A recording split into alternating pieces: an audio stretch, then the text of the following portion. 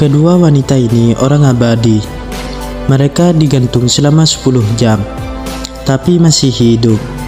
Kerumunan di sekitar mereka semua sangat ketakutan. Orang-orang di gereja menganggap mereka penyihir, jadi memutuskan untuk mengeksekusi hukuman mati mereka berkali-kali. Tapi keduanya masih hidup kembali. Jadi orang-orang gereja datang dengan cara lain.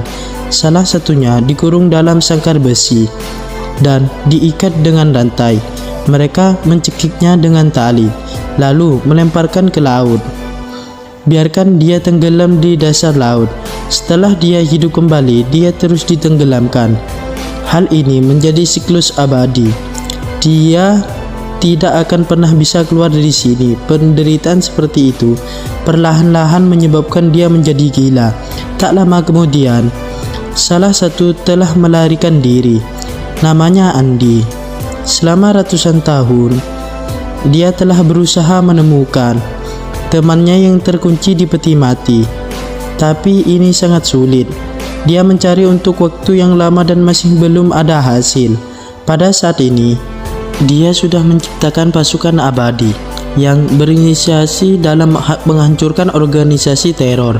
Hari itu, detektif CIA menemukan Andy dan mengatakan bahwa ada tempat yang di bawah seorang teroris saat ini. Jadi dia meminta mereka ke sana untuk menyelamatkan para sandera. Setelah menerima quest ini, Platon dengan cepat ke sana. Mereka semua memiliki senjata pada tubuh mereka.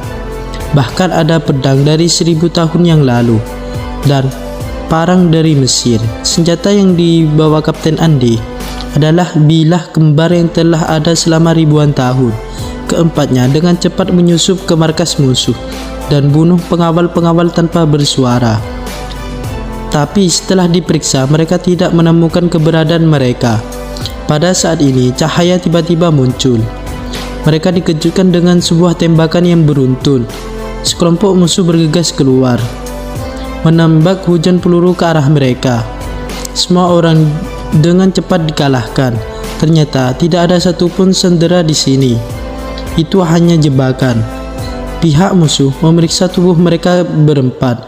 Setelah memastikan mereka telah mati, baru saat ini mereka berangsur-angsur lengah. Tapi pada saat inilah Andy yang telah mati hidup kembali sekarang. Dia mulai melakukan serangan balik. Peluru dalam tubuh mereka telah dihilangkan. Luka-luka mereka perlahan pulih. Keempat mereka telah hidup kembali.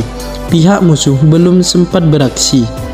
Mereka telah mulai puncaknya dan membalas dendam yang telah mereka lakukan kepada dirinya. Pertarungan semakin sengit. Dari kedua pihak sama-sama ingin membunuh. Semuanya mengambil senjata mereka, memotong orang seperti lumpur, mengakhiri semua orang di pihak musuh.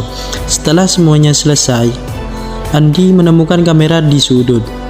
Dia mengerti bahwa ada yang lain ingin menyakitinya, dan orang yang membuat jebakan kali ini adalah sang detektif CIA tadi. Sepertinya dia telah menyelidiki makhluk abadi sepanjang waktu. Video ini bisa membuktikan keberadaan mereka. Dia segera menghubungi bosnya dan memberikan kepada mereka video tentang orang abadi. Bosnya sangat tertarik dengan hal ini. Dia memutuskan untuk menangkap mereka untuk penelitian. Platon Andy sudah mengganti baju baru saat ini.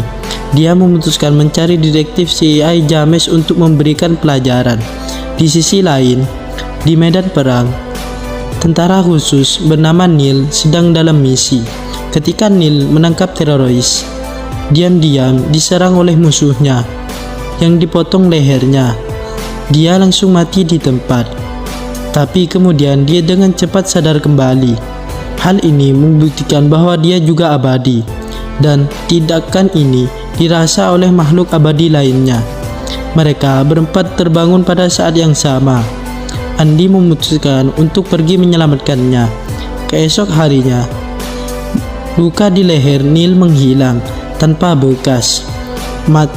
Mata rekan-rekannya menatapnya seperti mereka sedang melihat monster. Atasan memutuskan untuk mengirimnya ke lembaga penelitian. Tapi dalam perjalanan, Andy tiba-tiba muncul dan membuat kelompok orang ini pingsan. lalu langsung bawa Neil pergi. Dalam perjalanan, Neil telah sadar kembali. Dia menendang pintu hingga terbuka dengan kakinya dan keluar dari mobil. Ketika Andy mengetahuinya, dia dengan tenang keluar dari mobil dan langsung menembak Neil hingga mati. Setelah dia hidup kembali, Andy memperkenalkan dirinya dan berkata dia akan menjawab semua pertanyaannya. Tapi pertama-tama Andy harus membawanya yang meninggalkan tempat ini. Mereka berdua dengan cepat berkumpul kembali dengan yang lain. Melalui percakapan ini, mereka menemukan bahwa rekannya telah hidup untuk waktu yang lama. Nick dan Ron telah hidup 1000 tahun. Sebastian juga berusia lebih dari 500 tahun. Andy berusia lebih dari 2000 tahun. Di dunia ini, setiap beberapa ratusan tahun, orang abadi akan muncul. Dan Kapten Andy akan mencari mereka. Tapi mereka bukan orang yang abadi selamanya. Pernah ada seorang abadi yang hidup selama lebih dari 500 tahun. Kemampuannya tiba-tiba menghilang, yang mati di depan Andy. Tapi yang lebih mengejutkan adalah ada salah satu dari jenis mereka juga terkunci di peti mati besi, lalu dibuang ke dasar laut. Setelah mengetahui berkali-kali hidup kembali dan lagi mati tanpa akhir, hidupnya benar-benar tidak sebaik mati. Penderitaan seperti ini buat makhluk abadi lainnya merasa takut. Jadi apapun yang terjadi, mereka sama sekali tidak akan biarkan yang lain berhasil menangkap mereka. Mendengar cerita yang begitu tragis, Neil merasakan sangat takut. Dia langsung berlari keluar. Andy mengikutinya untuk menghiburnya. Tapi pada saat inilah, sekelompok tentara bayaran bersenjata perlahan menyelinap masuk dan langsung menyerang mereka dengan senjata. Ketika Andy tiba di tempat, Sebastian telah diledakkan berkeping-keping. Butuh waktu yang lama, dia hidup kembali. Ternyata James membawa serta bawahan-bawahan bosnya untuk menangkap Nick dan Rod. Setelah mengetahui situasinya, Andy sangat marah. Dia menemukan bahwa tentara bayaran belum pergi. Dia mengeluarkan pedang harta karun, lalu bertarung sendirian dengan tanpa sisa. Semua musuhnya dilibas sama dia sendirian. Setelah sesaat, orang-orang itu telah dirobohkan. Setelah selesai, mereka bertiga bersembunyi di gua rahasia untuk hari berikutnya menyelamatkan rekan-rekan timnya. Tapi Andy tiba-tiba menemukan bahwa lukanya dari pertempuran tadi belum menutup, membuktikan bahwa kemampuannya perlahan menghilang. Tapi dia tidak memberitahu rekan satu timnya, sendiri merawat lukanya. Keesok harinya, ketiganya menemukan tempat James. Ketika mereka hendak mengambil tindakan, Neil langsung menyerah. Dia ingin hidup dengan damai. Andy juga sangat enggan, tapi dia menghormati pilihan Neil.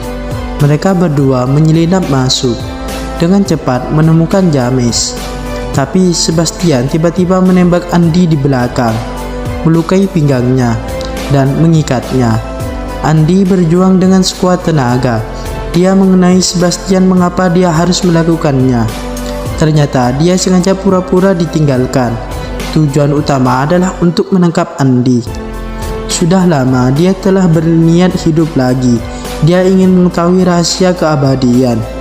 Melalui penelitian James dan bosnya, dia temukan cara untuk membuat dirinya mati. Tapi baru sekarang dia tahu luka Andy tidak bisa pulih diri lagi. Pada saat ini bosnya juga membawa orang datang. Sebastian juga dikendalikan. Dia mengatakan kepada sang bos bahwa kemampuan Andy telah hilang dan berharap dia akan melepaskan Andy. James di samping menyarankan itu, tapi bosnya tidak peduli. Tapi langsung membuat pingsan, lalu bawa keduanya pergi. Mereka diikat di ranjang. Sang bos ingin melakukan tes pada tubuh mereka sampai dia bisa menemukan rahasia keabadian. Di sisi ini, Neil telah kembali untuk membantu. Dia sangat khawatir tentang keselamatan rekan-rekannya. Tapi dia menemukan bahwa hanya ada James di ruangan ini. James sangat menyesal atas apa yang telah dilakukan. Dia mengatakan alasan sebenarnya kepada Neil. Ternyata James selalu menyelidiki makhluk abadi dan menemukan bahwa mereka telah berjuang selama berabad-abad untuk melindungi umat manusia. Misalnya mencegah bom nuklir menghancurkan umat manusia. Berkat orang-orang abadi, mereka memiliki kehidupan yang damai seperti sekarang. Istri James meninggal karena sakit. Dia ingin mempelajari rahasia keabadian untuk menemukan cara menyembuhkan penyakit dan memberkati umat manusia. Tapi dia ditipu oleh bosnya. Bosnya hanya menginginkan rahasia keabadian. James sekarang sadar.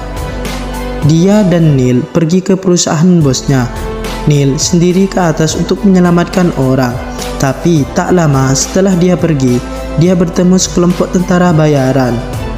Sisi musuh menembakkan peluru ke arahnya, tapi tanpa mereka tahu, Neil jugalah seorang abadi. Neil membalas dendam dan menembak mereka semua. Makin dia bergerak, makin banyak musuh yang dia temui. Dia terkena beberapa peluru di tubuhnya, tapi tidak ada yang perlu dikhawatirkan. Orang normal sama sekali bukan lawannya. Segera dia mencapai laboratorium dan berhasil menyelamatkan keempat rekannya. Mereka akhirnya memaafkan Sebastian dan kemudian mereka bergegas keluar bersama untuk membalas dendam pihak musuh. Mereka bekerja sama untuk saling mendukung. Gunakan tubuhnya untuk melindungi Andy. Bersama-sama mereka naik ke atas. Cepat tangani kelompok tentara bayaran. Tapi mereka masih belum menemukan sang bos. Lihat ke bawah, mereka melihat sebuah mobil pergi. Mereka mengira sang bos ingin melarikan diri. Mereka dengan cepat turun. Tinggal Neil dan Andy. Mereka berdua di atas berbicara tentang masa lalu. Pada saat ini, sang bos tiba-tiba muncul. Dia memegang pistol di satu tangan dan kapak di tangan lainnya. Perlahan mendekati keduanya, dia menembak Neil. Mengambil kesempatan ini, Andy dengan cepat merampok kapak di tangan bosnya, lalu melemparkan ke arahnya. Sang bos masih mau tembak lagi. Neil dengan cepat berdiri untuk memblokir jalur peluru dan mendorongnya ke bawah. Mereka berdua terjun bebas sampai ke tanah. Tubuh sang bos hancur seketika. Neil dengan cepat hidup kembali. Semuanya dengan cepat naik mobil yang meninggalkan tempat kejadian. Di akhir film, untuk menghukum Sebastian, Andy memutuskan untuk membiarkannya hidup sendirian. 100 tahun lagi dia akan diizinkan kembali ke tim. Neil juga menjadi anggota resmi timnya. Setelah mereka pergi, teman yang terkunci di peti mati besi datang menemui Sebastian. Tidak tahu bagaimana dia keluar. Mungkin film ini belum berakhir. Film ini memberitahu kita bahwa bukan semua orang ingin menjadi abadi. Kebaikan juga memiliki masalahnya sendiri.